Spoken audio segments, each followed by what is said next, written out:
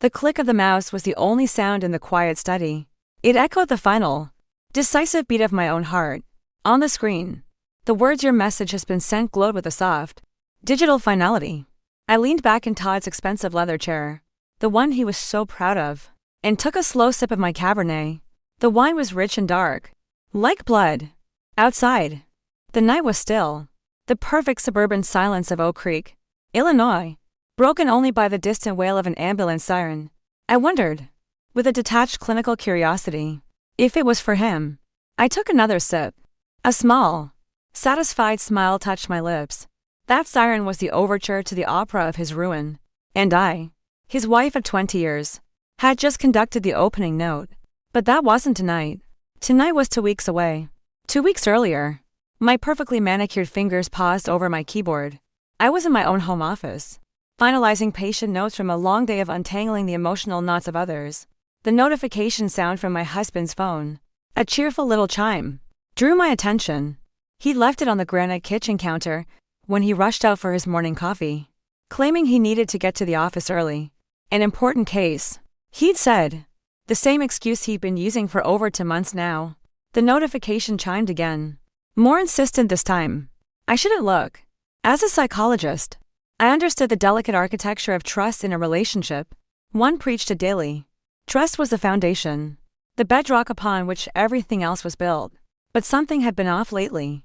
A subtle disquiet that had settled over our lives like a low-grade fever. The late nights at the firm, the mysterious Saturday work sessions that never seemed to yield any visible results. The change in how he touched me. It was less frequent now, and when it happened, his touch felt perfunctory. An obligation rather than a desire. I glanced at the phone again. The screen lit up with a preview of an email. "How was your stay? Rate your experience at Moonlight Inn." My stomach clenched into a tight, cold knot. Moonlight Inn. The name was unfamiliar, but the implication was crystal clear. Todd didn't travel for work. His firm's clients were all based in the greater Chicago area. He'd been home every night. Coming home late. Yes. Smelling of expensive takeout and stale coffee. But home nonetheless. So why would he be receiving a review request from a hotel? With trembling fingers, I picked up the phone. His email app was still open from when he checked it before his hurried departure. The passcode wasn't necessary.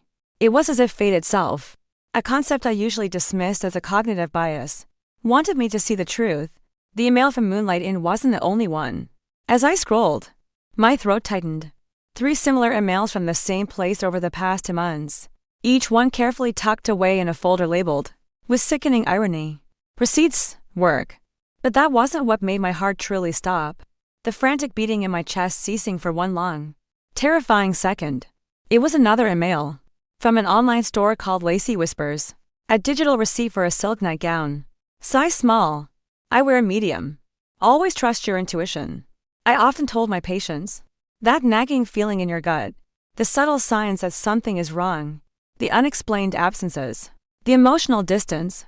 How many times had I sat across from tearful clients, nodding with empathy as they recounted stories so similar to this?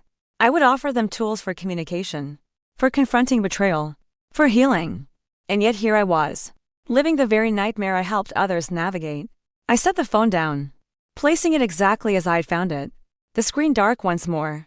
I walked to the downstairs bathroom and stared at my reflection. Deep green eyes, now rimmed with red. Dark brown hair falling in the soft waves he always said he loved.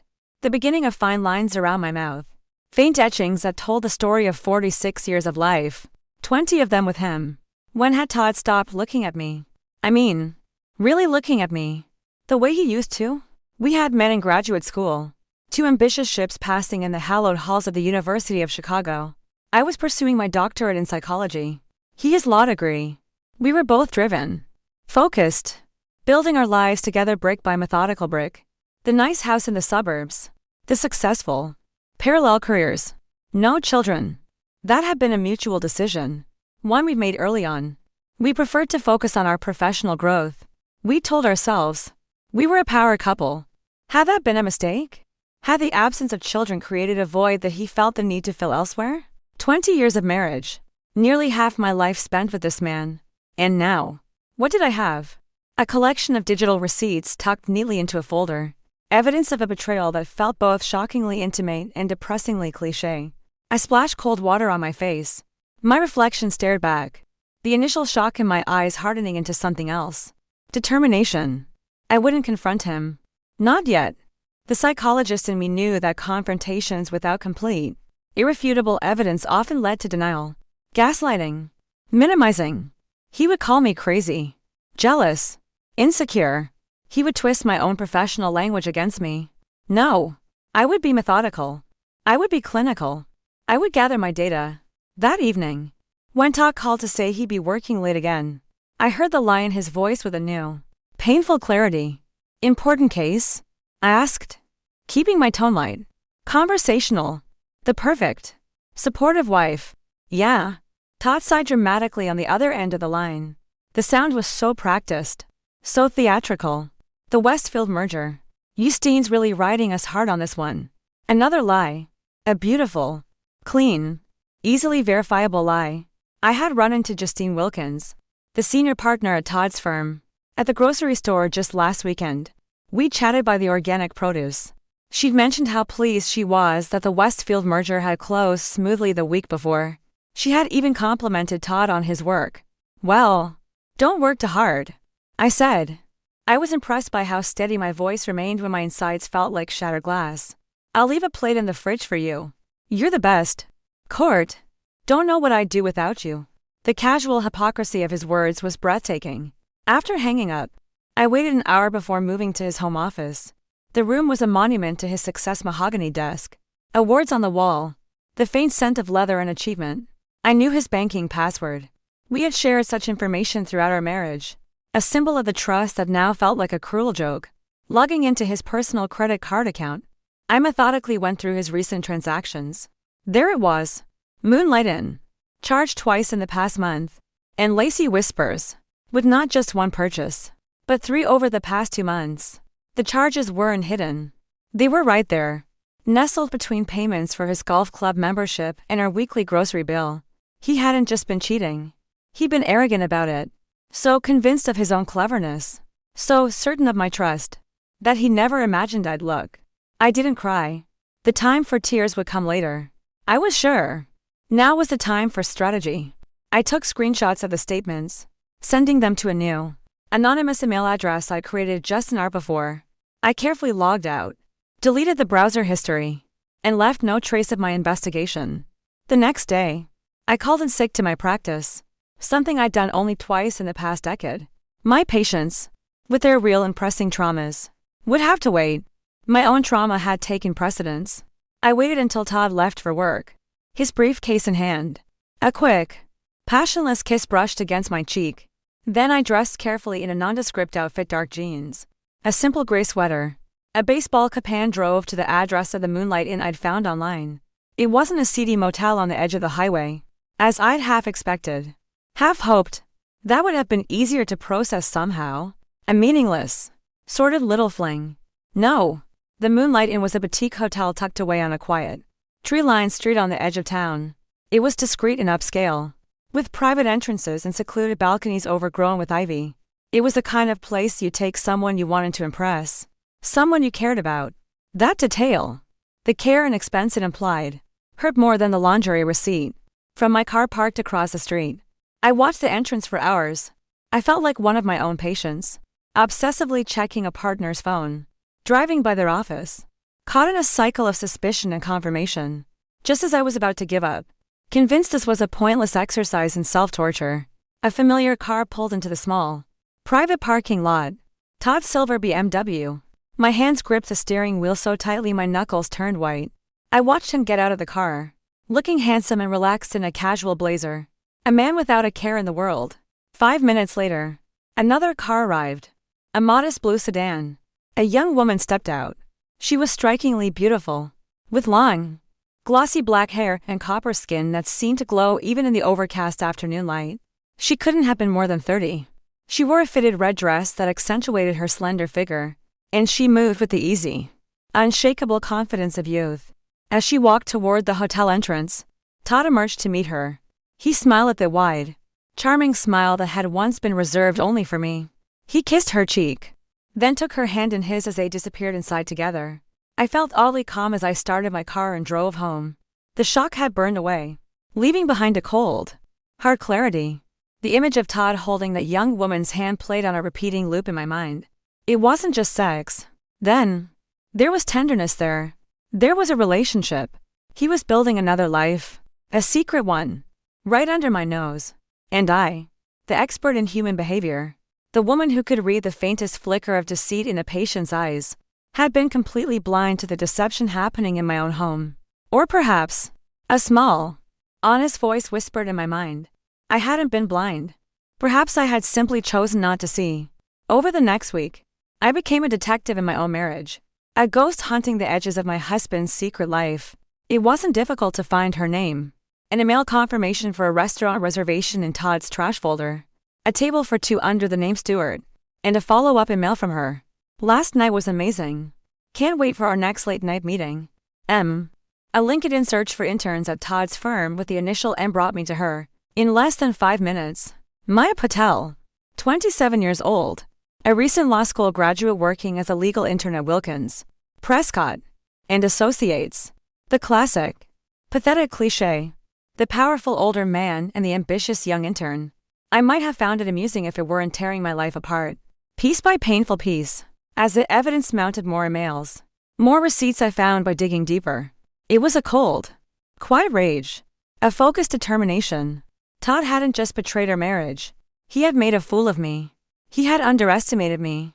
He had assumed I was just the quiet, supportive wife in the background of his important life. He had forgotten that I had a mind that was just as sharp as his, a will that was just as strong. He had forgotten that my entire career was built on understanding the intricate, often dark, motivations of the human heart. One evening, as I prepared a dinner I knew I would eat alone, another text from him arriving just moments before. So sorry. Babe, this Westfield thing is a beast. Won't be home till late. The Westfield thing that had been closed for over a week. The lies were so effortless for him now. I thought about the countless clients I guided through similar situations. Some chose immediate, explosive confrontation. Others chose a silent departure, packing their bags and disappearing. But I wasn't interested in either of those approaches. Todd had been so meticulous in his deception, so careful to maintain the comfortable facade of our life while building another one on the side. What if his carefully constructed double life came crashing down around him? Not at home, where the only audience would be me, but in the one place he valued more than anything, the place for which he had sacrificed our marriage, his prestigious career. The idea took root in my mind as I chopped vegetables with a precision I didn't feel. His firm had strict policies about relationships between senior lawyers and interns. His expense reimbursements were audited carefully. What if those receipts from Moonlight Inn and Lacy Whispers found their way to the accounting department? Not from an angry, anonymous source, but from him.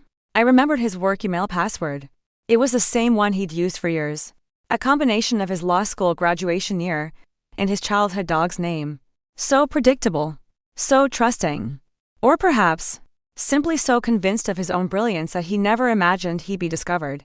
He had built the walls of his life with glass, thinking no one would ever dare to throw a stone. He had forgotten that I was the one who held the hammer. That night, after Todd texted that he wouldn't be home until very late at night, I could now write as clearly as a headline. I sat at his mahogany desk. The house was silent around me, a silence filled with the ghosts of 20 years of shared history. For a moment, I hesitated. The woman I had been my entire adult life, the healer, the helper, recoiled from the act I was about to commit. This was destructive. This was a violation. This was not who I was. Then I remembered the tenderness in Todd's face as he took Maya's hand. The easy intimacy of it. How many times had that same tenderness been absent when he looked at me recently? How many lies had he told while looking me directly in the eyes? His expression a perfect mask of sincerity? The hesitation vanished, burned away by the cold fire of my resolve. The psychologist in me knew that sometimes a system must be broken down completely before it can be rebuilt.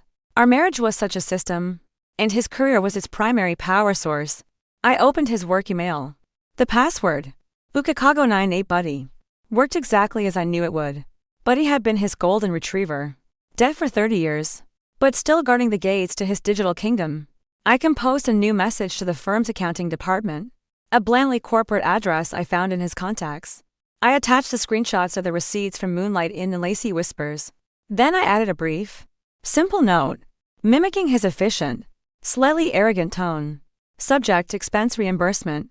Team, please find attached receipts for recent client entertainment and gifts. Kindly process for reimbursement. Best, Todd Stewart, Senior Associate. My finger hovered over the send button. Was I really going to do this? Destroy his career along with our marriage? The woman who had devoted her life to helping others find peace was contemplating an act of calculated, devastating revenge. My own words to my patients echoed in my mind. Actions have consequences. His. And now. Mine. I pressed send. The click of the mouse was the only sound. The next morning, I rose early and prepared Todd's favorite breakfast, blueberry pancakes with real maple syrup. Warmed slightly. As he sat at the kitchen island, scrolling through news on his phone between bites, I watched him. I wondered if he sensed the seismic shift in our relationship, the dangerous knowledge I now possessed. He seemed utterly oblivious, lost in his world of mergers and acquisitions. Big day today? I asked, pouring him more coffee into his cup. Before bringing it to the table, I had stirred a small amount of a flavorless, powdered herbal laxative, a special edition. I told myself with a grim smile, something he wouldn't taste, but would most certainly feel the effects of later. It wasn't poison, just a powerful, biological inconvenience, enough to destabilize his carefully planned day. Yeah, he said without looking up. Important client meeting this morning. The Davidson hearing. Could be a game changer for the firm. More lies.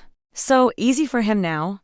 Or perhaps this one was true, which would make the timing of his impending discomfort all the more exquisite. Well, good luck, I said, leaning in to place a gentle, Judas kiss on his cheek. I hope everything works out exactly as it should. Todd looked up, momentarily surprised by the affection. He smiled. That handsome, confident smile that had once made my heart race. Thanks, babe. I have a good feeling about today. As he left for work, briefcase in hand, I watched him from the window. I wondered how long it would be before his day, his good feeling, fell apart, before the life he'd been so carefully managing crumbled beneath him. I turned from the window and began to clear the breakfast dishes. Maybe Todd wasn't the only one with an important case to handle today. Todd's stomach began to cramp halfway through his morning commute on the Eisenhower Expressway. A dull ache at first, which he dismissed as a reaction to his hurried breakfast. By the time he pulled into the underground parking of the glass-fronted law office building, sweat beaded on his forehead despite the air conditioning blasting at full strength. Something wasn't right. The discomfort turned to urgent, undeniable pressure as he rode the elevator to the 22nd floor. His leather briefcase clutched tightly against his chest, as if it could somehow contain the growing turmoil inside him. Morning, Mr. Stewart, called the receptionist as Todd rushed past, not even slowing down to return her greeting. He barely made it to the executive bathroom, locking himself in the furthest stall just in time. 20 minutes later, when he thought the worst had passed, another wave hit him, more violent than the first. Todd checked his watch, his hand trembling slightly. The Davidson hearing was scheduled for 10 o'clock a.m., just 45 minutes from now. This was the case that could finally put him in line for partnership.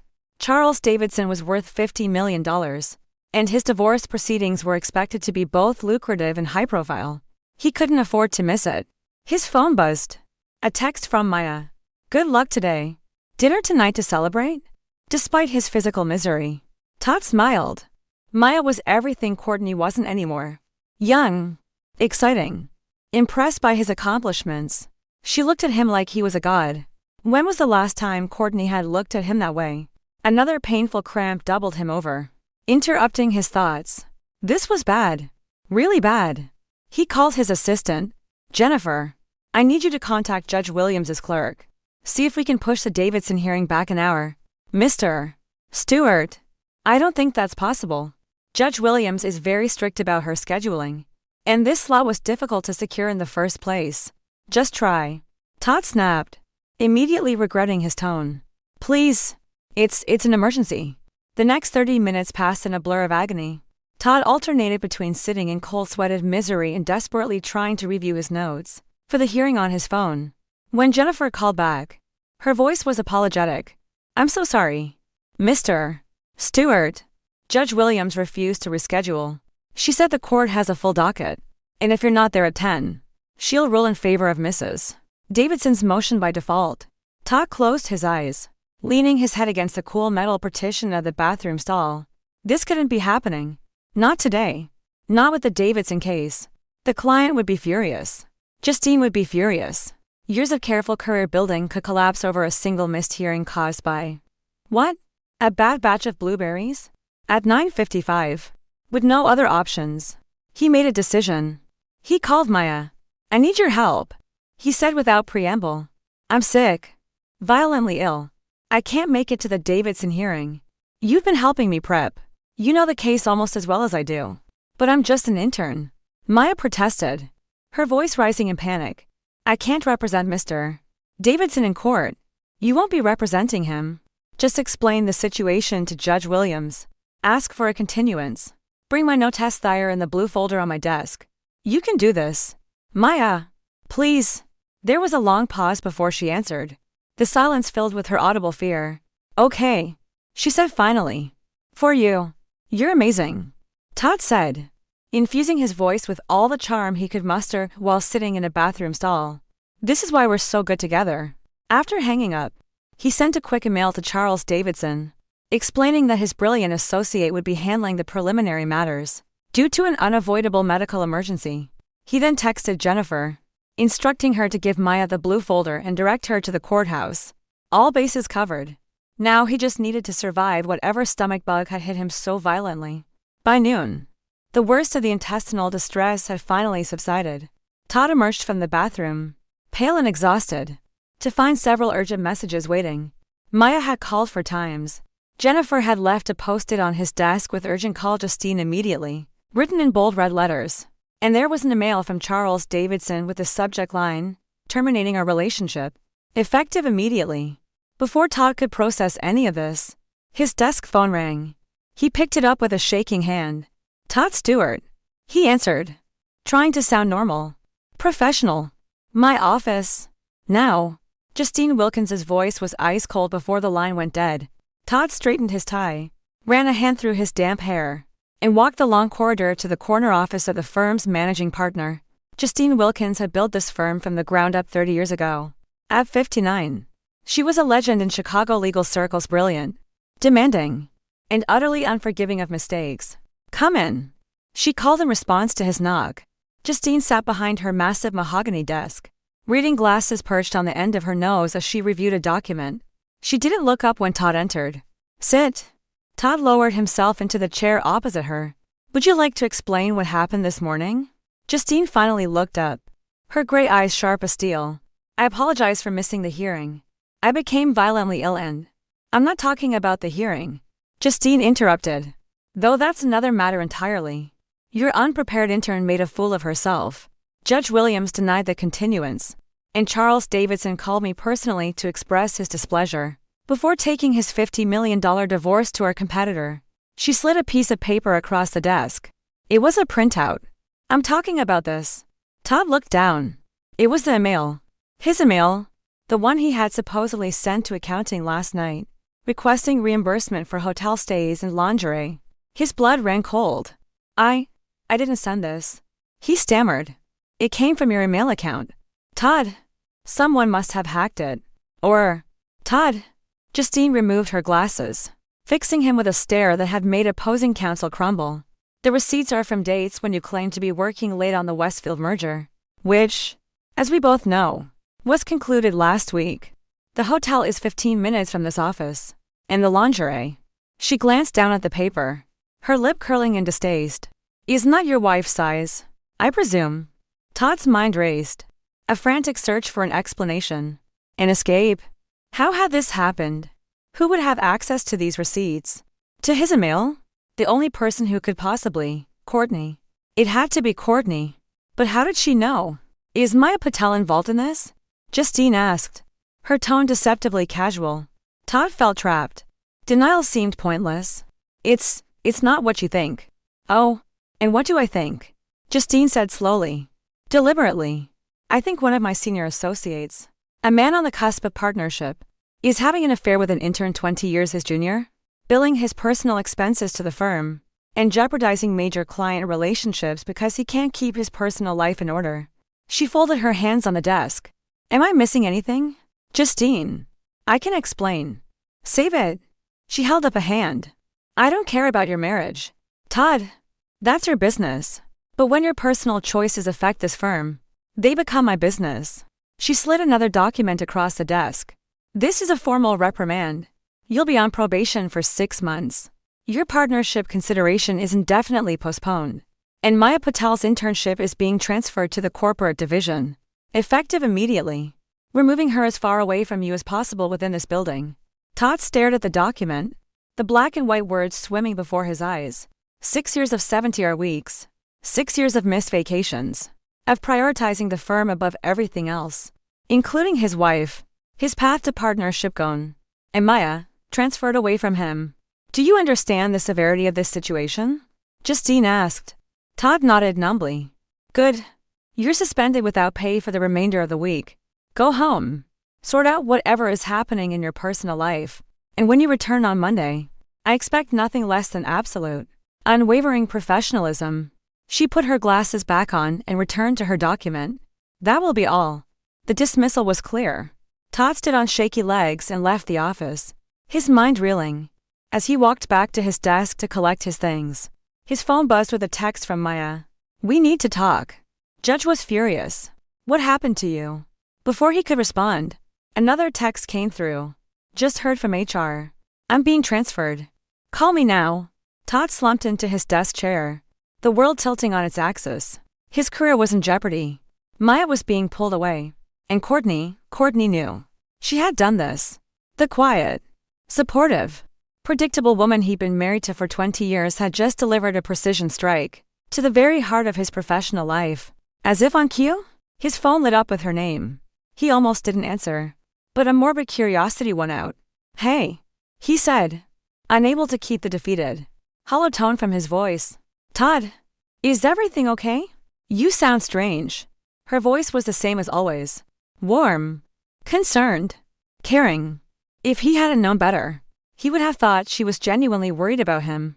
I'm not feeling well. I'm coming home early. Oh no. Is it something you ate? The practiced innocence in her voice was almost convincing. Almost. Maybe. He replied, a terrible suspicion solidifying in his mind. The pancakes. The coffee this morning. Had she? No. Courtney wouldn't do that. She was a healer. A professional who helped people. She wouldn't deliberately make him sick. Would she? I'll be there soon. He said, hanging up before she could respond. The drive home was a blur of confusion and white-hot anger. He had made a mistake. Yes. But what she had done was an act of war. By the time Todd pulled into their driveway, he had managed to transform his humiliation and confusion into a righteous, clarifying anger. He was the wronged party here. Yes. He'd had an affair. He'd made a mistake. But people made mistakes. What Courtney had done was different. It was a calculated, malicious act of sabotage. It was unforgivable. He found her in her home office, the one sanctuary in the house that was entirely hers, filled with books on psychoanalysis and framed prints of abstract art. She was at her desk, typing case notes, looking completely composed, the picture of professional serenity.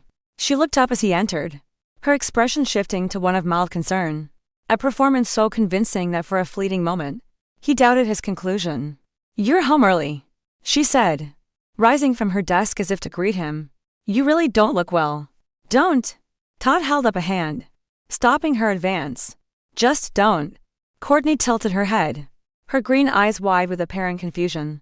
A masterful portrayal of innocence. Don't what? Todd. Don't pretend you don't know what's happening. Todd. I have no idea what you're talking about. She approached him, reaching out as if to feel his forehead for a fever. You seem flushed. Maybe you should lie down. He stepped back, avoiding her touch as if it were a hot iron. I had an interesting conversation with Justine today, about some expenses I supposedly submitted for reimbursement. Something flickered in Courtney's eyes. A flicker of triumph. Satisfaction. It was so brief he might have imagined it. Oh, hotel receipts. Lingerie purchases. He watched her carefully. His own eyes narrowed, searching for a crack in her facade. Sent from my work email account last night, when I was supposedly at the office. But you and I both know I was at home. Courtney's expression remained neutral, a carefully constructed mask of clinical detachment. That's very strange. Could someone have hacked your account? Stop it. Todd's voice rose, echoing in the quiet, book-lined room. I know it was you. I don't know how you found out about. He trailed off, the name catching in his throat. About Maya? Courtney supplied, her voice suddenly losing its warmth, becoming as cold and sharp as a shard of glass. About your important case with the long legs and the glossy black hair?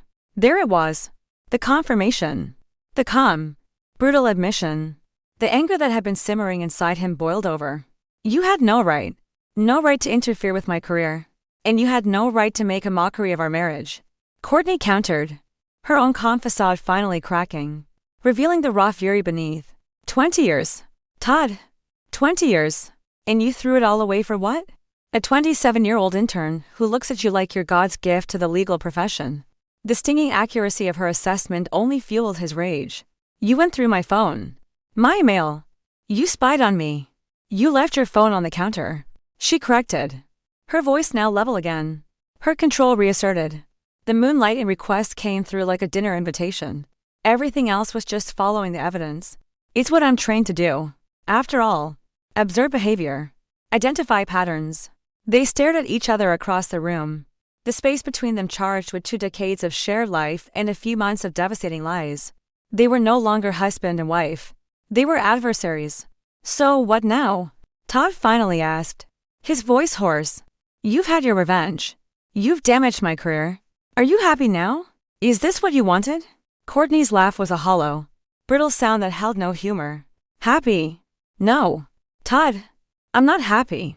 But don't for a second think this is over. She turned back to her desk. A clear dismissal. You should get some rest. You've had a difficult day, and I suspect things are only going to get more difficult from here. As Todd turned to leave the room, defeated and reeling, his stomach cramped painfully again, a visceral reminder of the morning's humiliation. He spun around. Did you do this? Too? He demanded, clutching his abdomen. Did you put something in my food? In my coffee? Courtney looked at him over her shoulder, her expression unreadable. A perfect poker face. I'm a psychologist. Todd, not a poisoner. Perhaps it's just your conscience finally catching up with you. He retreated to their bedroomist bedroom. Now, he supposed and collapsed onto the king-sized bed that felt cavernously empty. Through the haze of his physical discomfort and emotional turmoil, one thing became crystal clear. He had severely, catastrophically, underestimated his wife. The question now was, what else was she capable of? The following days passed in a fog of tense, suffocating silence. Todd was suspended from work, a prisoner in his own home. He and Courtney moved around the house like ghosts, avoiding eye contact, their presence a constant, unspoken accusation to the other. They slept in separate rooms, ate at different times, and communicated only through terse, necessary texts. To an outside observer, it might have seemed like a mutual cooling-off period. But beneath the surface, both were calculating their next moves. Todd spent most of his suspension alternating between a simmering fury and a rising panic. His attempts to reach Maya had been mostly unsuccessful. She answered one of his calls, her voice strained and distant. You're suspended, and I'm being transferred to corporate, she'd said, each word tight with anxiety. Todd, you promised me this wouldn't affect my career.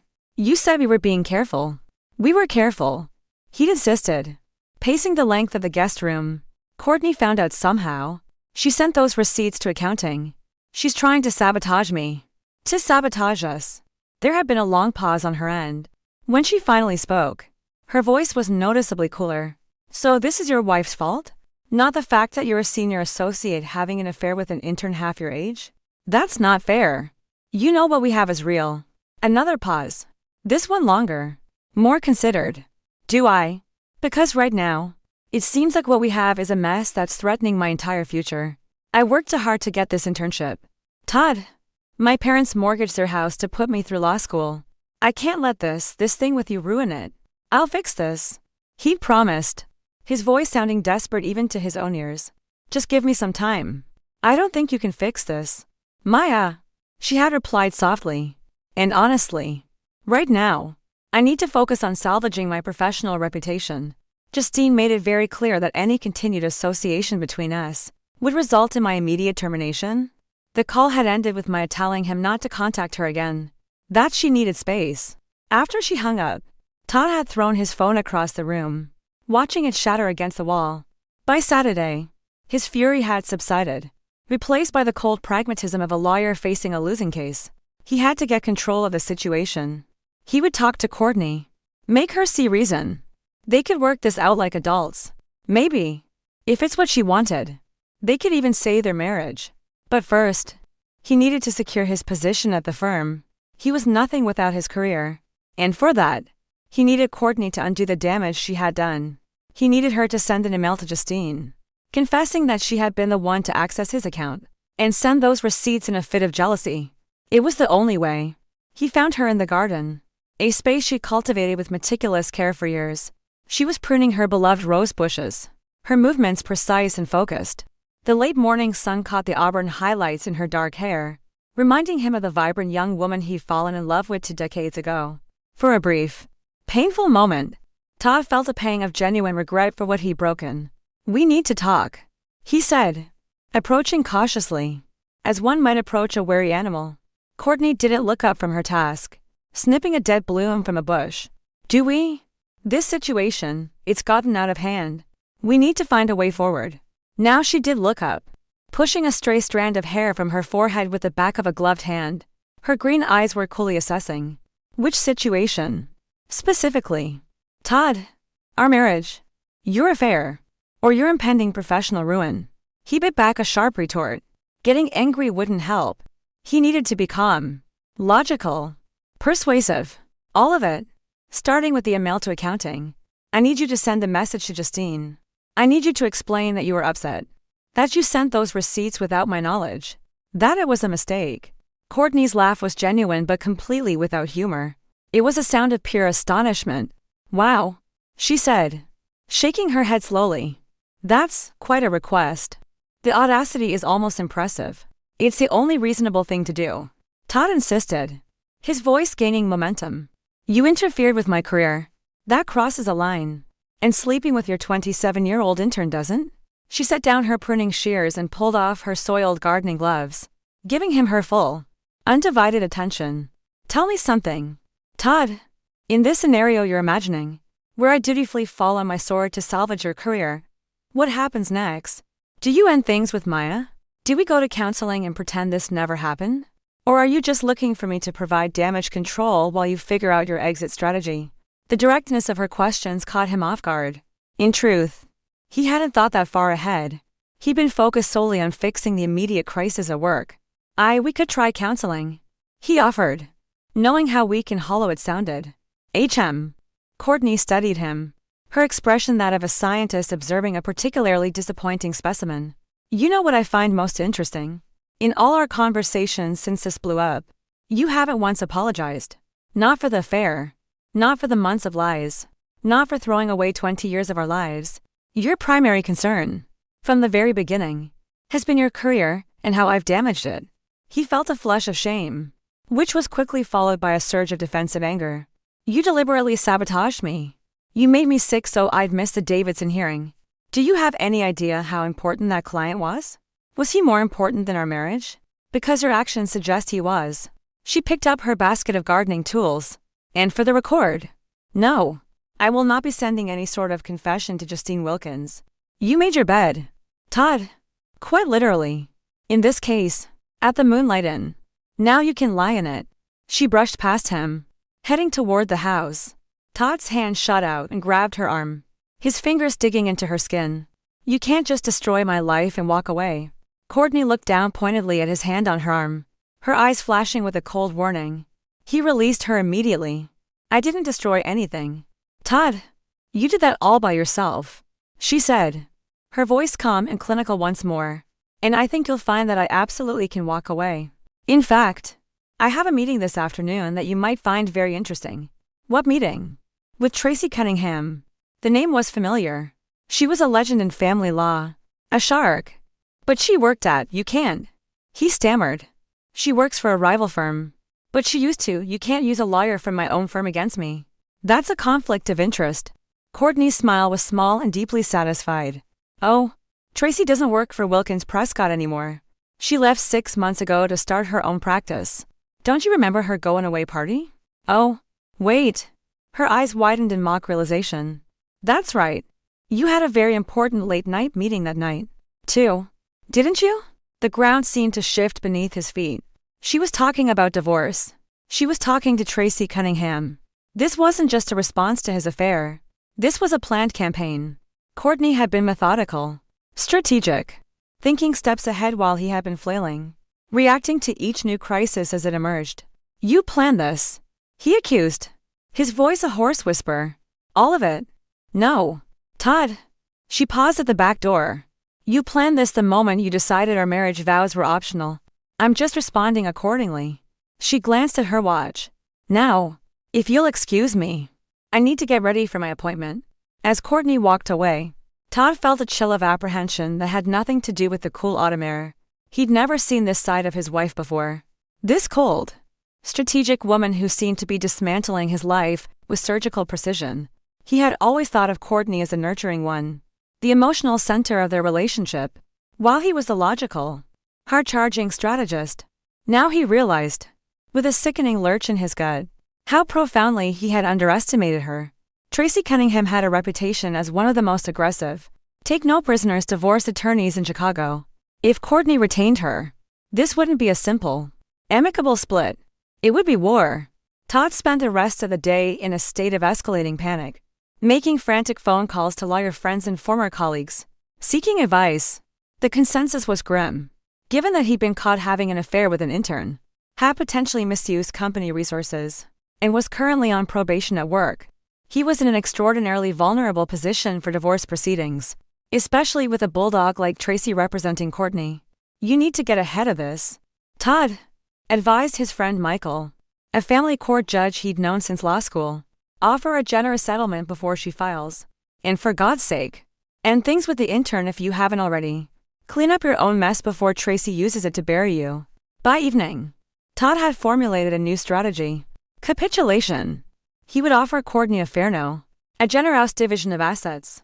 Their house was worth about $1 million, with a small mortgage left.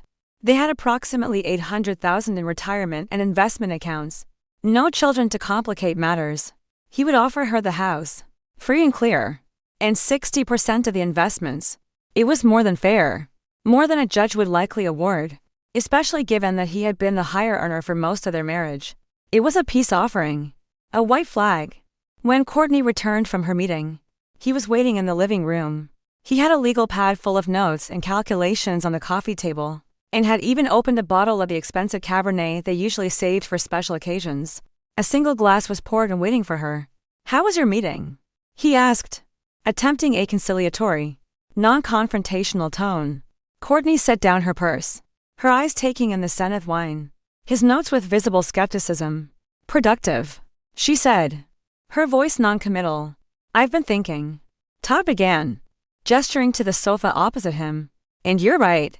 I haven't been fair to you. I haven't acknowledged how much I've hurt you. Is that an apology? She asked, remaining standing. Because it sounds more like an observation. Todd took a deep breath, forcing himself to stay calm. I'm sorry, he said, the words feeling foreign and sticky in his mouth. I am truly sorry.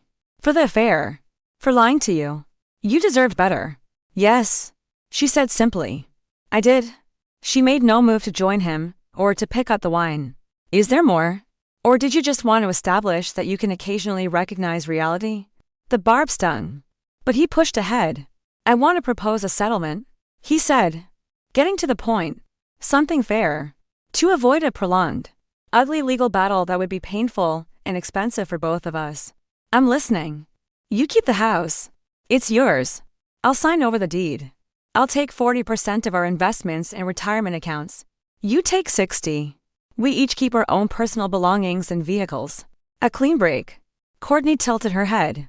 A slow, deliberate movement as she considered his offer. That's your idea of fair.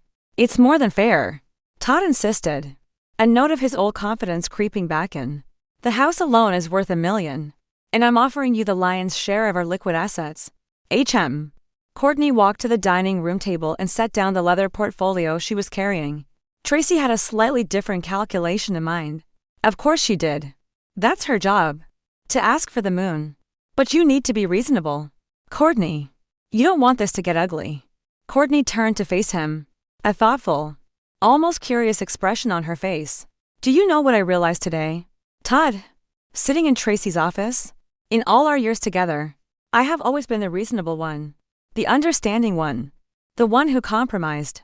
She moved to the liquor cabinet and poured herself a small glass of scotch, ignoring the wine he had so carefully selected. But reasonable people get taken advantage of. Understanding becomes enabling. And compromise eventually becomes surrender. She took a sip of the scotch, watching him over the rim of her glass. So, no. I don't think I'll be reasonable this time. Tracy thinks I should ask for 75% of all marital assets, given your documented infidelity and professional misconduct, which she believes constitutes economic fault. And she's confident a judge would be sympathetic, especially once we subpoena your firm's records regarding your indiscretions. Todd felt his face grow hot. That's extortion. That's divorce. Courtney corrected calmly. But I'll tell you what. I will consider your offer on one condition. Hope flickered in his chest. What's that? Tell me the truth. Not some sanitized, lawyer-approved version. Not what you think I want to hear. The actual, unvarnished truth. About Maya. About why. About all of it. The request caught him completely off guard. He'd expected monetary demands, legal maneuvering, not a demand for emotional honesty. Why does it matter now? You've already decided you want a divorce. It matters because I spent 20 years of my life with you, and I deserve to understand what happened to us. Courtney's voice softened almost imperceptibly. Was it just about sex? Was she just young and exciting? Or was it more than that? Todd looked down at his untouched glass of wine. The truth. After months of lies. Could he even recognize it anymore? He took a breath. It started about 6 months ago. He began slowly, the words tasting like ash. The Davidson case came to the firm, and Justine assigned Maya to help me with the research. We worked late a lot. We had a good rapport. She was impressed by me. She looked up to me in a way that, he trailed off, aware of how pathetic and cliché it sounded. In a way that I didn't anymore. Courtney finished for him, her voice flat. Todd nodded reluctantly. You're successful in your own right. You have your own world. Your own practice. You don't need me. Maya? He paused, searching for the right words. The true words. Maya made me feel important again. Necessary. So, you risked everything, your marriage, your career, her internship because she stroked your ego? The disbelief in her voice was palpable. It wasn't just that. He protested, though he knew it was a large part of it. There was a connection. She understood the pressures I was under at work. She was there, in the trenches with me. While I was here. Courtney interjected, her voice dangerously quiet. Building my practice. Supporting our life together. Believing you without question when you said you were working late on important cases. Her eyes glistened with unshed tears. The first genuine crack in her composure he had seen. The sight of it made his own chest ache. Do you love her? The question hung in the air between them, heavy and suffocating. Did he love Maya? Or had he simply been intoxicated by her youth? Her admiration. The forbidden thrill of their secret world. I thought I might. He admitted finally. The words a quiet confession. But now I don't know anything. Everything's such a mess. Because you got caught. Courtney pointed out, her voice devoid of emotion once more. Yes. Todd conceded. The admission feeling like tearing off a bandage, painful, but somehow cleansing. Because I got caught. Courtney nodded slowly, as if he'd just confirmed a clinical diagnosis she'd made long ago. Thank you for that much honesty. At least. She set down her scotch glass, untouched after the first sip. I will consider your settlement offer. But know this, Todd, I won't be rushed, and I won't be manipulated. If you try to hide a single asset or pressure me in any way, I will not hesitate to let Tracy take the gloves off completely. Do you understand? I understand, he said, feeling oddly deflated. The conversation hadn't gone as he planned. He'd expected anger, shouting, recriminations, maybe even tears he could soothe. But this composed, strategic Courtney was someone he didn't know how to handle. How to fight. One more thing, Courtney added. pausing at the doorway to the hall. I'll be staying with my sister in the city for a few days. I need some space to think. You don't have to leave, he offered quickly. I can stay at a hotel. No. I need to be away from this house. Away from the memories. She gave him a long, unreadable look. You might want to use the time to consider what your life is going to look like after this is all over. Particularly your professional life. With that cryptic statement, she turned and walked up the stairs, leaving Todd alone in the silent living room with his cooling wine and his settlement notes. That suddenly seemed woefully inadequate. Later that night, as Todd lay awake in their bed, a space that felt too large and empty without Courtney beside him, his new, unbroken phone buzzed on the nightstand. It was a text from an unknown number. He opened it to find a message from Maya, sent from a new phone. We need to talk. In person. Meet me at Riverside Park tomorrow, 2 p.m. The bench near the big willow tree. Todd stared at the message, hope and anxiety battling in his chest. Maybe she'd reconsidered. Maybe she understood it was Courtney's fault. Maybe something could still be salvaged from this disaster after all. He typed back a reply immediately. I'll be there. What Todd didn't know was that his wife's strategic response was already in motion. Courtney had already made her next move, one that would ensure there would be no easy resolution. No simple divorce, and certainly no quick, romantic reconciliation with Maya. As he drifted off to a restless sleep, filled with dreams of a future he might still be able to reclaim, plans were already in motion that would bring the entire facade of his life crashing down. Once and for all, the meeting in the park was not the lifeline he imagined it to be. It was the trigger for the main explosion. Riverside Park was unusually crowded for a Sunday afternoon. Families picnicked on checkered blankets, their laughter carrying on the breeze. Children chased each other through the grass, their high-pitched shrieks a sound of pure joy. Joggers in brightly colored athletic wear navigated the winding paths. It was a perfect portrait of suburban bliss. A world away from the wreckage of Todd's life, he found the bench near the big willow tree 10 minutes early. Its long, drooping branches provided a curtain of privacy, a small, secluded stage for the drama about to unfold. He had dressed carefully, in casual but expensive khaki pants and a crisp blue button-down shirt that Maya had once said brought out the color of his eyes. He was trying to project an image of a man who was still in control, still desirable, still the powerful lawyer she had been drawn to. He checked his watch repeatedly as 2 o'clock came and went. By 2:15. He was beginning to worry. By 2:30. A cold doubt had crept in. Had she changed her mind? Was this some kind of cruel game? A petty payback for the mess at work? At 2:45, just as Todd was about to give up, his hope curdling into resentment, Maya appeared. She looked different. Her usually perfect, glossy hair was pulled back in a simple, severe ponytail. There were dark circles under her eyes, visible even beneath the large sunglasses she wore. She was dressed in jeans and a plain gray t-shirt, a far cry from the stylish, fitted dresses she wore to the office. This was not the attire of a woman coming to a romantic reconciliation. I wasn't sure you'd still be here, she said, her voice flat. She remained standing even as Todd made room for her on the bench. I said I would be. He tried to read her expression, but the dark glasses made it impossible. I'm glad you texted. I've been worried about you. Maya gave a short, humorless laugh. Worried about me? Or worried about what I might say to people at the firm? That's not fair. I care about you.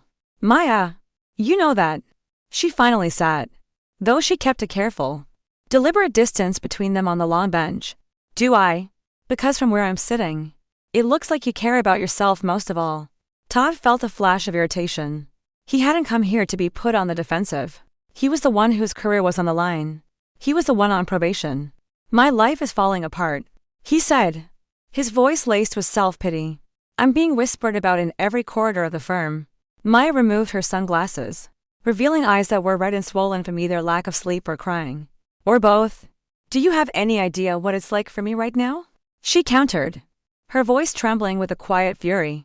The corporate division treats me like I have the plague. Nobody wants to work with Stewart's girl. The other interns avoid me. My mentor won't even make eye contact with me. I'm sorry, Todd said. And for the first time, he genuinely meant it. He had been so consumed with his own problems he hadn't fully considered the fallout for her. I never wanted any of this to affect your career. Well, it has. Maya twisted her hands together in her lap. Justine offered me a transfer to the Seattle office. Seattle? The word felt like a punch to the gut. He stared at her, uncomprehending. You can't be serious. It's either that or resign, she said, her gaze fixed on the river. Justine made it very clear. Those are my only options. She wants me gone. But your family is here. Your life is here. My life? She finally turned to face him fully, her expression a mixture of anger and heartbreak.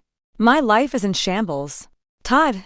My professional reputation is destroyed before it's even begun.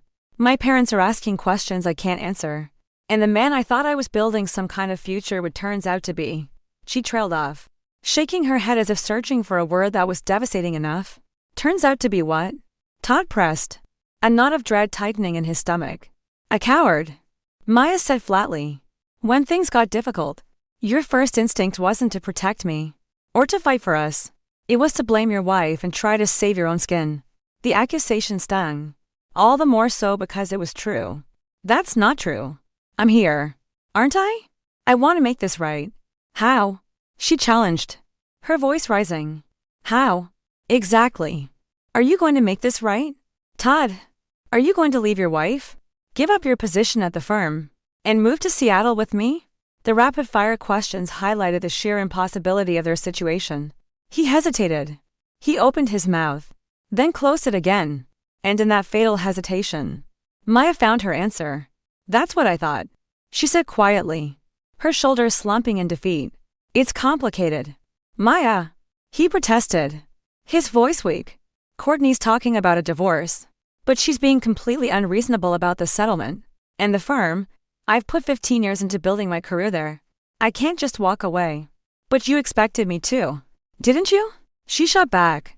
You expected me to sacrifice my career, my reputation, my future. For what? A few secret meetings at the Moonlight Inn and a bunch of lies. She stood up abruptly. I didn't ask you here to rehash all this. I wanted to tell you in person that I'm taking the Seattle position. I leave next week. Next week? Todd stood to, panic rising in his throat. That's too soon. We need time to figure this out. There's nothing to figure out. It's over. Todd. Maya's voice softened slightly, a hint of the woman she had been before all this broke. Maybe it was never really real to begin with. Just a fantasy. An escape that couldn't survive in the real world. Don't say that. What we had was real. Was it? She asked, a genuine question in her voice. Or was that just an escape from your marriage? A way for you to feel young and important again? She put her sunglasses back on, creating a barrier between them once more. It doesn't matter now. I've made my decision. She turned to leave. Goodbye. Todd. Maya. Please. She paused, her back still to him. Oh, and you should know, she said, her voice suddenly cold and businesslike. Justine asked me a lot of questions before she offered me the transfer. About us. About when it started. About company resources. Dinners. Hotels. I told her everything. I had to. It was the only way to save my career. Before Todd could respond, before he could even process the horrifying implications of what she just said, she walked away. She didn't look back. Her figure grew smaller and smaller as she followed the path through the park, eventually disappearing into the crowd of happy families, leaving him utterly alone by the weeping willow. He sank back onto the bench, a hollow feeling expanding in his chest. He'd lost her, and from the sound of it, he had just lost what little remained of his professional standing as well. The drive home was a blur. His mind was a chaotic storm of scenarios, each worse than the last. If Maya had told Justine everything about the meals he'd expensed, the times he padded his billable hours to cover time spent with her, his probation would almost certainly turn into termination. In the span of 1 week, his carefully constructed life was not just cracking, it was disintegrating into dust. When he pulled into the driveway, he was surprised to see Courtney's car. She'd said she would be at her sister's for a few days. Perhaps she'd just come back to collect more of her things. He found her in the kitchen, calmly packing a box with cookbooks and some of her favorite ceramic mugs. She moved with a quiet efficiency, as if she were simply organizing a closet rather than dismantling a shared life. You're back, he said, his voice sounding hollow in the large, open space. Just briefly, she replied, not looking up from her task. I needed some documents from my office. He hovered awkwardly in the doorway. I've been thinking about our conversation. About the settlement. Have you? Her tone gave nothing away. Yes. And I think you're right. My initial offer wasn't fair. The words felt like stones in his mouth, an admission of defeat he wasn't accustomed to making. I'm willing to discuss a more equitable division. Now Courtney did look at him, her green eyes cool and assessing. What brought on this sudden change of heart? Your meeting in the park with Maya. Perhaps. Todd froze, his blood running cold. How did you know about that? It's a small town. Todd. And Oak Creek loves to gossip. She taped the box shut with a sharp, definitive rip. I have friends who happen to enjoy Riverside Park on Sundays. One of them recognized you. And your young intern. She sipped from a cup of tea on the counter. I take it the reunion wasn't the romantic reconciliation you were hoping for. The casual cruelty of her question, the calm, omniscient way she spoke, ignited his simmering frustration. Are you having me followed now? Is that it? Don't be dramatic. I don't need to have you followed. She set down her mug. Besides, you're hardly in a position to be indignant about invasions of privacy. Are you? He ran a hand through his hair, trying to regain his composure. Getting angry wouldn't help. He was out of options. Look, I'm trying to be reasonable here, to find a solution we can both live with. How generous of you. Her sarcasm was subtle but unmistakable. But I'm afraid your timing is a little off. I spoke with Tracy this morning. I've already instructed her to file the divorce papers tomorrow. Tomorrow. That's too soon. We haven't agreed on the terms. The filing is just the beginning of the process. Todd. A formality. You'll have plenty of time to negotiate through your lawyer. She gathered her purse and the box. You do have a lawyer, don't you? The truth was, he didn't. He had made several calls, but most of the top divorce attorneys in the city had politely declined to take his case. Some cited conflicts of interest, others full caseloads. But Todd suspected the real reason was that no one wanted to go up against Tracy Cunningham, especially when her client had so much leverage. I'm working on it, he said stiffly. Well, work faster. She moved toward the door, then paused, a thought seemingly just occurring to her. Oh, and you might want to check your work email. I believe Justine wanted to speak with you before you return to the office tomorrow.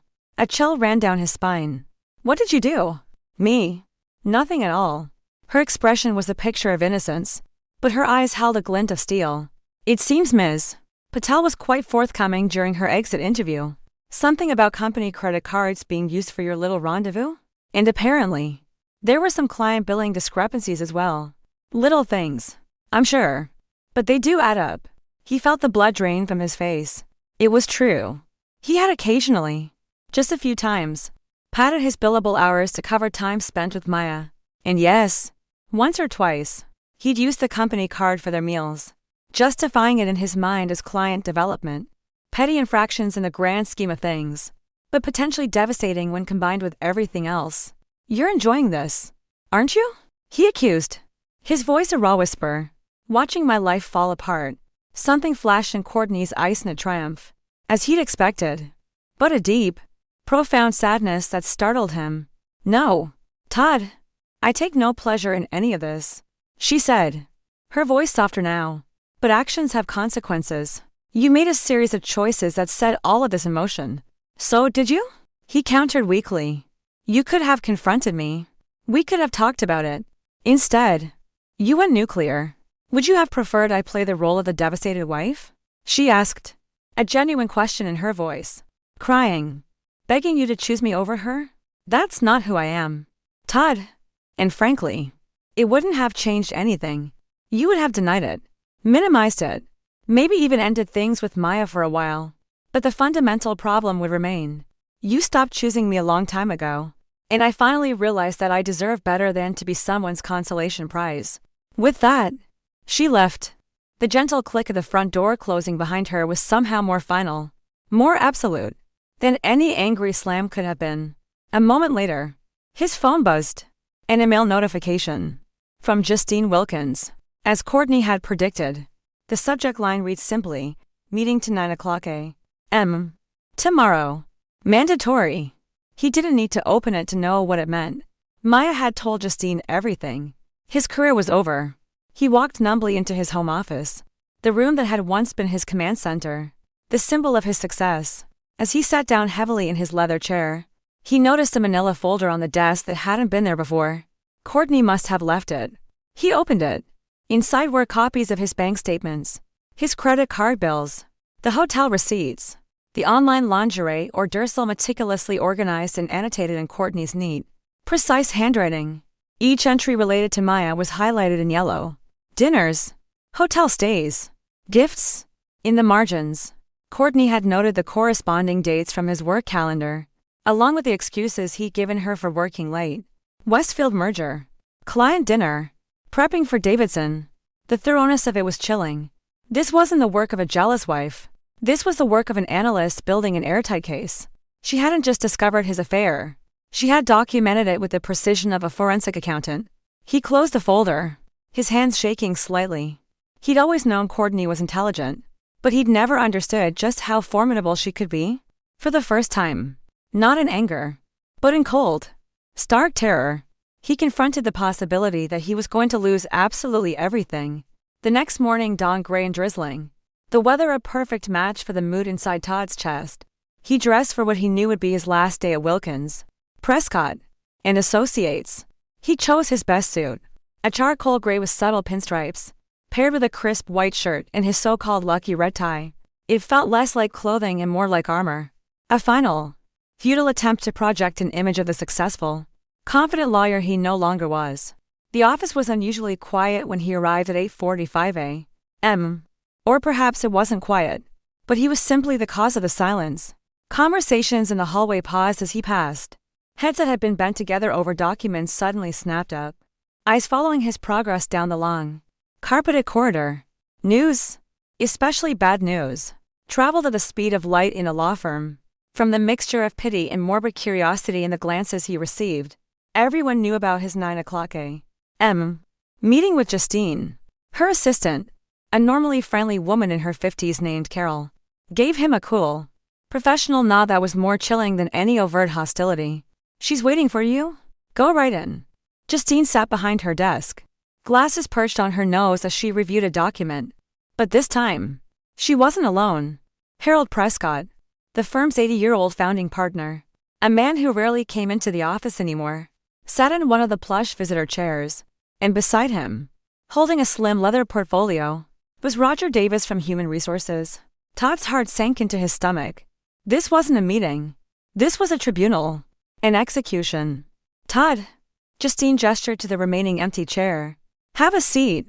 As he lowered himself into the chair, his legs feeling strangely weak, he caught sight of a familiar manila folder on Justine's desk.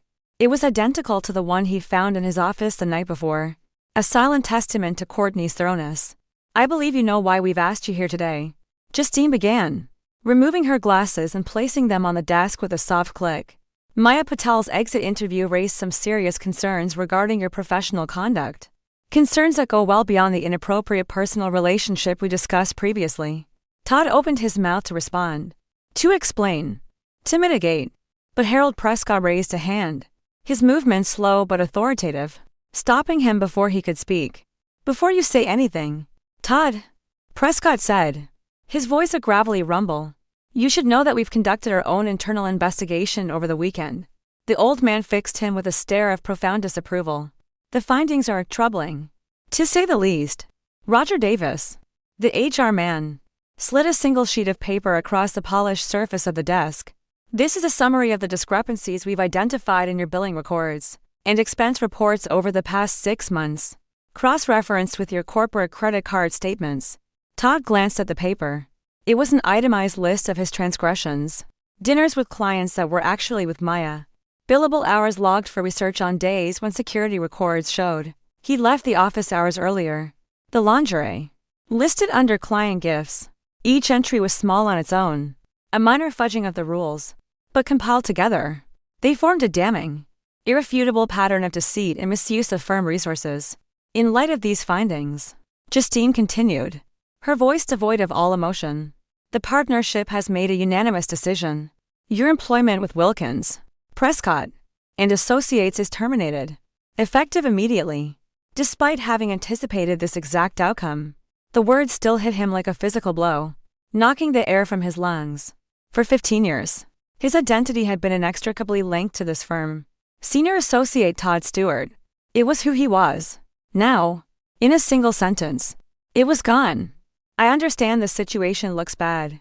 He began, his voice hoarse. But there are explanations for. Save it. Todd. Justine interrupted. Her patience clearly gone. The documentation is comprehensive. And frankly, at this point, the explanations don't matter. This isn't about a few $100s on an expense report. This is about a fundamental breach of trust. You lied to the firm. You lied to our clients. You lied to me. Roger Davis slid another document forward. This is your separation agreement. You'll receive 2 weeks of severance pay, minus the $742 of inappropriate expenses identified in our audit. Your health insurance will continue through the end of the month. 2 weeks. After 15 years of 60 and 70-hour weeks, of canceled vacations and missed family events, the insult of it burned almost as much as the termination itself. You have until the end of the day to clear out your office, Justine added, her tone signaling the end of the meeting. Jennifer will assist you and will then escort you from the building. Todd looked from face to face Justine's cold disappointment, Prescott's stern judgment, Roger's bureaucratic neutrality. He searched for any sign of sympathy, any opening for negotiation, any ember of the loyalty he thought he had earned. He found none. Can I at least speak to some of my clients? He asked. A final, desperate attempt to salvage some shred of his professional life. Transfer my cases properly? Your cases have already been reassigned, Harold Prescott said flatly. And as for your clients, the firm will be reaching out to them directly to explain the situation. The humiliation was complete. He would have no opportunity to shape the narrative, to offer his side of the story. By tomorrow, everyone in his professional circle, everyone who mattered, would know he'd been fired for ethical violations related to an affair with an intern. He was ruined. As he stood to leave, Justine spoke one last time. One more thing. Todd, your wife, she's a very intelligent woman. You should have remembered that. The walk back to his office, with Jennifer trailing a few steps behind him like a polite prison guard, was the longest of his life. He felt the weight of 100 pairs of eyes on him. He packed his personal effects, a framed photo of him and Courtney in happier times, his law school diploma, a collection of expensive pens into a cardboard box. Each item felt like an artifact from a different man's life. When he was done, Jennifer escorted him to the elevator, her expression carefully blank. The ride down to the lobby felt like a descent into hell. He stepped out of the gleaming glass tower and onto the rain-slicked Chicago street.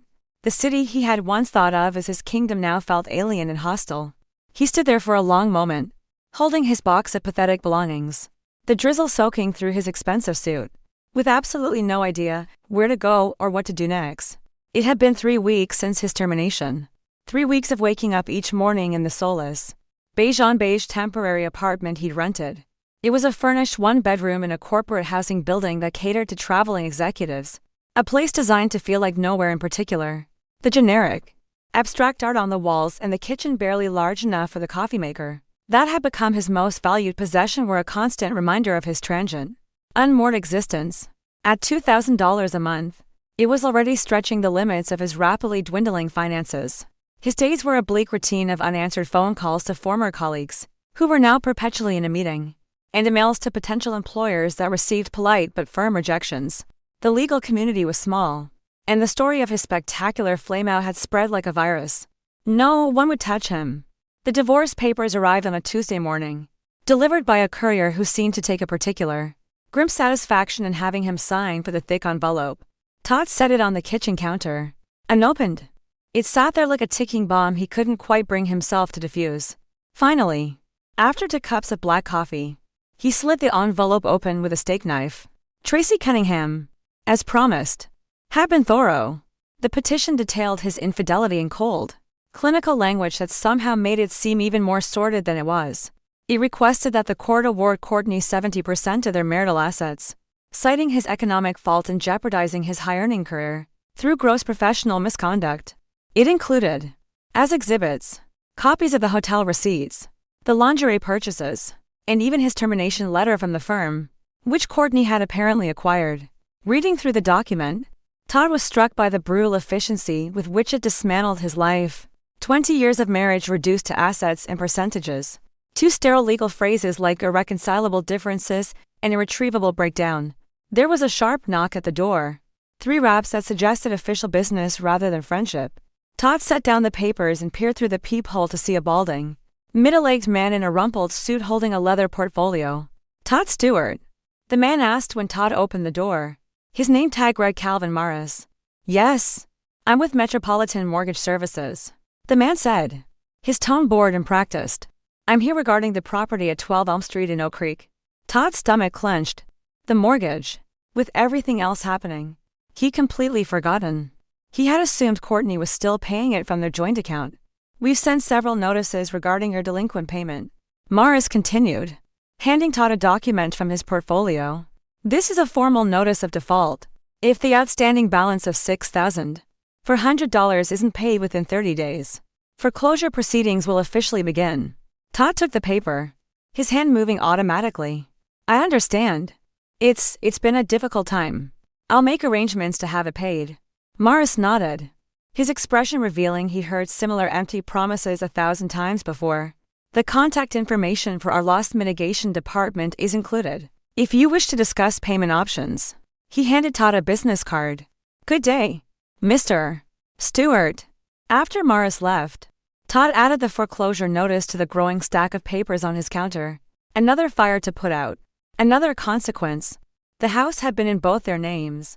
The mortgage payments automatically deducted from the joint account that Courtney had. Apparently, emptied and closed. He needed to talk to her, to try one more time to negotiate a reasonable path through this minefield, before the whole thing blew up, taking them both with it. But every attempt at communication over the past 3 weeks had been rebuffed. His calls went to her voicemail. His texts were answered by Tracy Cunningham, reminding him that all communication should now be directed through counsel. He was being stonewalled, legally and emotionally. He reached for his phone and dialed Courtney's number, not expecting her to answer. To his surprise, she picked up on the 3rd ring. "Yes."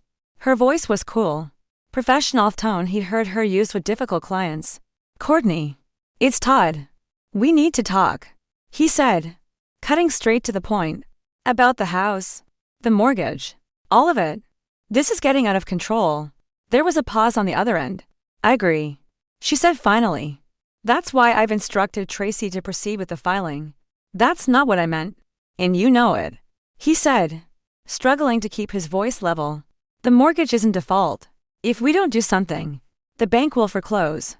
We'll lose the house and destroy our credit for nothing. I'm aware of the situation," she said calmly. "Tracy has advised me not to make any further payments on marital debts until the division of assets is finalized by the court. And in the meantime, we both suffer the consequences. My credit is already shot from this. It's insane. Your credit was shot the moment you decided to expense your affair on company credit cards," Courtney pointed out, her voice sharp as ice. "But if you're so concerned about the house, you're welcome to make the payments yourself." He bit back a retort. Antagonizing her wouldn't help. He had no leverage. "I can't afford the full mortgage payment on my own right now. Courtney, you know that. I don't have a job." "Yes," she said, her tone softening almost imperceptibly. "I do know that. Which is why I've made an offer through Tracy this morning. I assume you haven't seen it yet." "What offer?"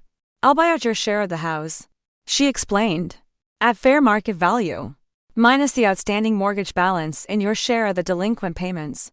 You'll get a lump sum of cash that should help with your current situation, and I'll refinance the mortgage in my name only." The offer was reasonable. More than reasonable. Under the circumstances, it was a lifeline.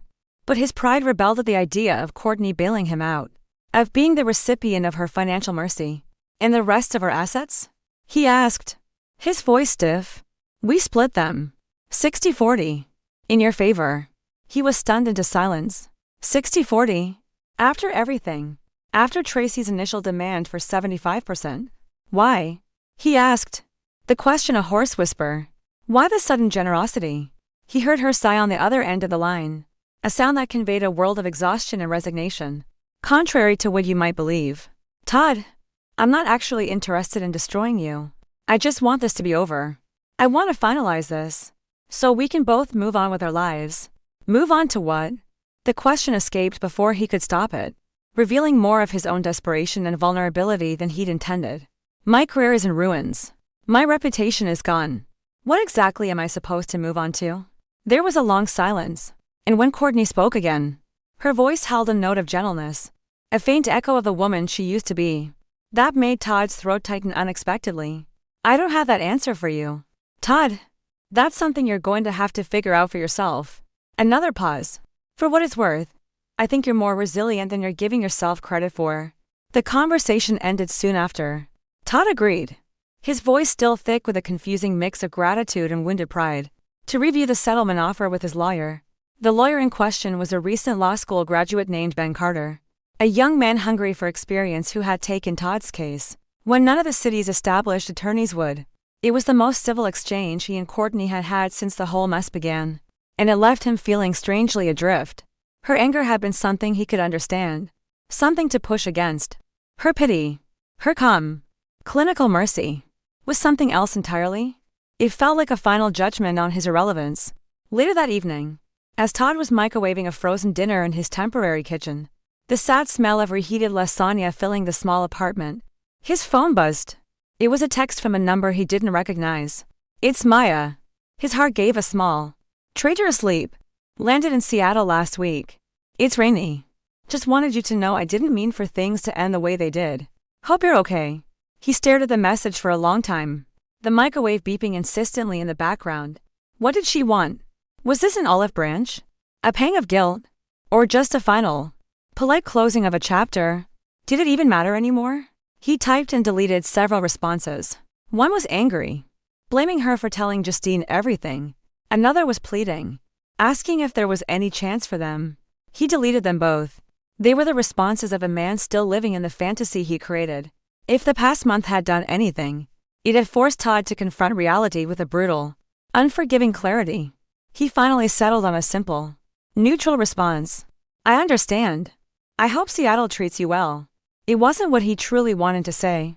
He wanted to tell her that he missed her, that he regretted how things had ended, that he still wondered what might have been if circumstances had been different. But those were the thoughts and feelings of the man he used to be, the man who believed he could have everything. That man was gone. She responded a few minutes later with a simple, thank you.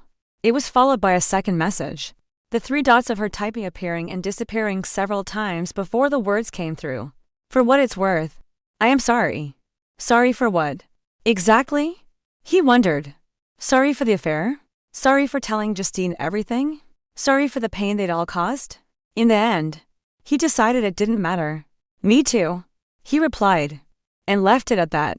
He retrieved his dinner from the microwave and ate it standing at the small counter, overlooking a parking garage. As he ate the bland, overly salty lasagna, he found himself thinking about Courtney's words. What exactly am I supposed to move on to? His own desperate question echoed back at him. His law career in Chicago was effectively over. No reputable firm would touch him after his public dismissal from Wilkins Prescott. He could try relocating, starting fresh in another state where his name wasn't poison. But the legal community was smaller than most people thought. Gossip and reputations traveled fast. Perhaps it was time to consider a different path entirely.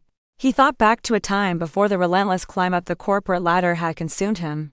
Before law school, he'd briefly considered getting a PhD in history. Maybe teaching.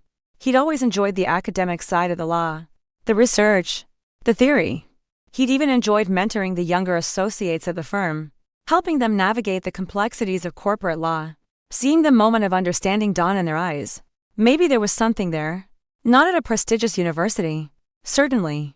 His resume was now permanently stained. But perhaps a community college, or a continuing education program for paralegals. The thought was simultaneously humbling and liberating. A dramatic step down in prestige and income, but also a step away from the high-pressure, ethically gray world that had led him to this point. It was a step towards something that might, possibly, bring some small measure of satisfaction, of purpose. It was a tiny seed of an idea, but in the barren landscape of his future, it was the first thing that had felt like it might grow. 6 months later, Todd stood in the empty house that had once been his home. Sunlight streamed through the bare windows, illuminating dust motes dancing in the air. He was conducting a final walkthrough before the new owners, a young family with 2 small children, took possession. The divorce had been finalized 3 weeks earlier. In the end, there had been no courtroom drama, no bitter public battle. He had accepted Courtney's offer, The process had been swift and brutally efficient, handled entirely through their lawyers.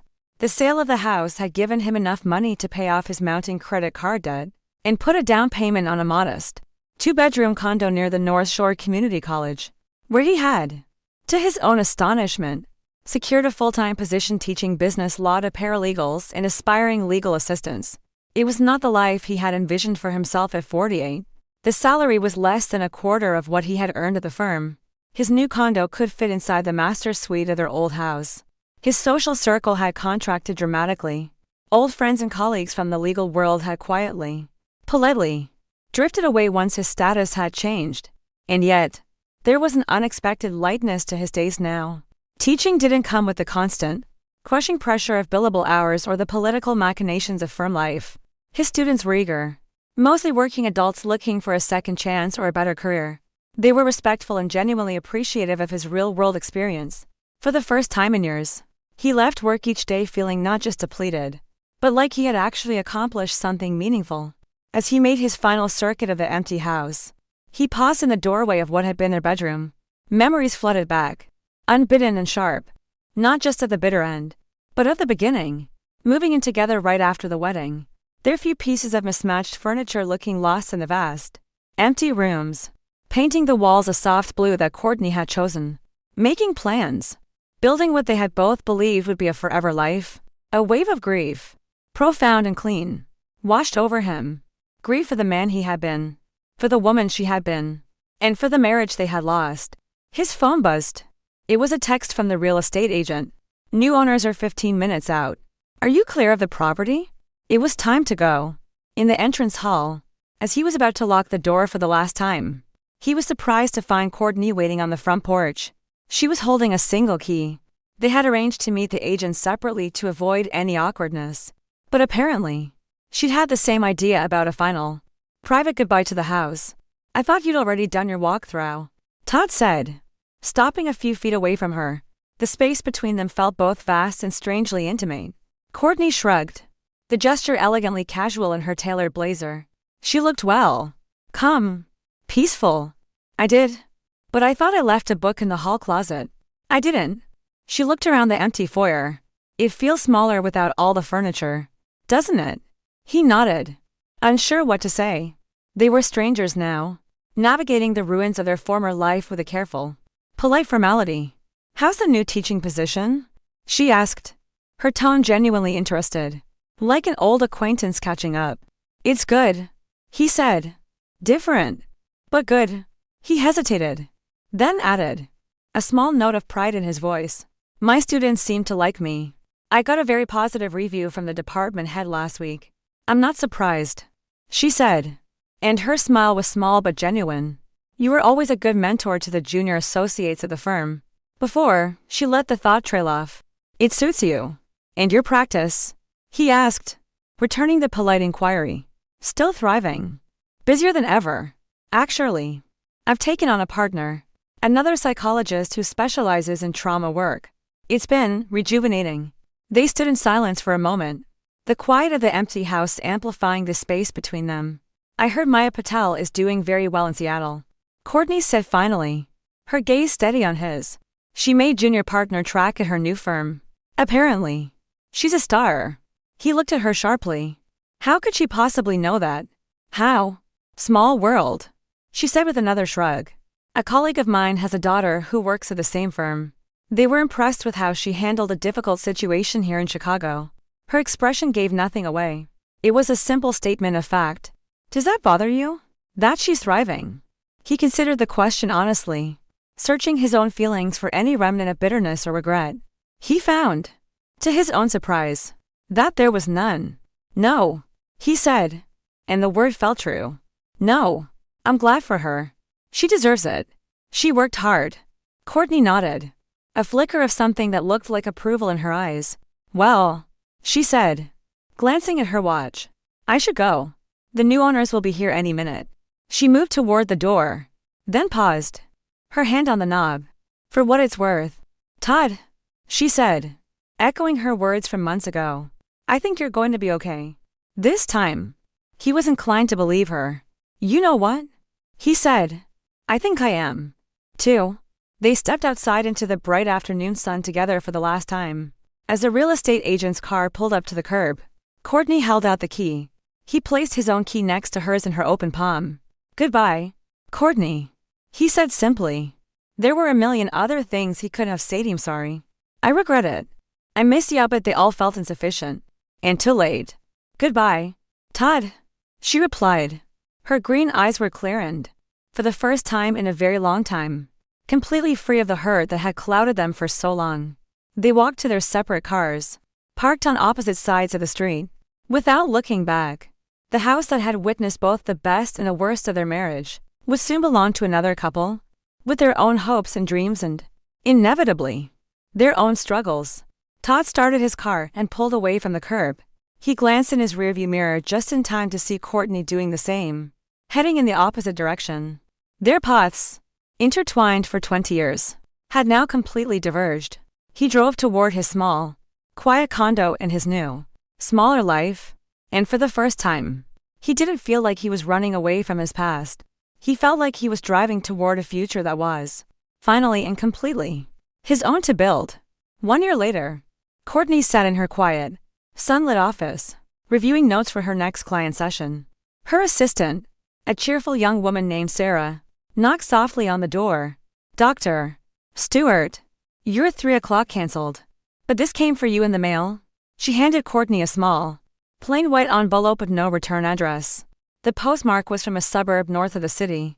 Curious, she opened it. Inside, there was no note, no letter, just a newspaper clipping from the North Shore Community College newsletter. It was a photo of Todd, smiling broadly, shaking hands with the college president as he received an award for excellence in teaching. Courtney looked at the picture for a long moment. He looked happy, genuinely happy. The strained, haunted look he'd worn for the last year of their marriage was gone, replaced by a relaxed confidence she hadn't seen in a very long time. There was no note, but she understood the message. He had found his way forward, just as she had. He was okay. She tucked the clipping into her desk drawer and turned her attention back to her work. The white-hot anger and cold, calculated need for revenge that had driven her for those few dark months had long since faded, replaced by a quiet, settled acceptance. They had both made mistakes. His were more dramatic, more public, perhaps, but hers were not without consequence. The campaign she had waged had cost her a piece of her own soul, a piece she had worked hard over the past year to reclaim.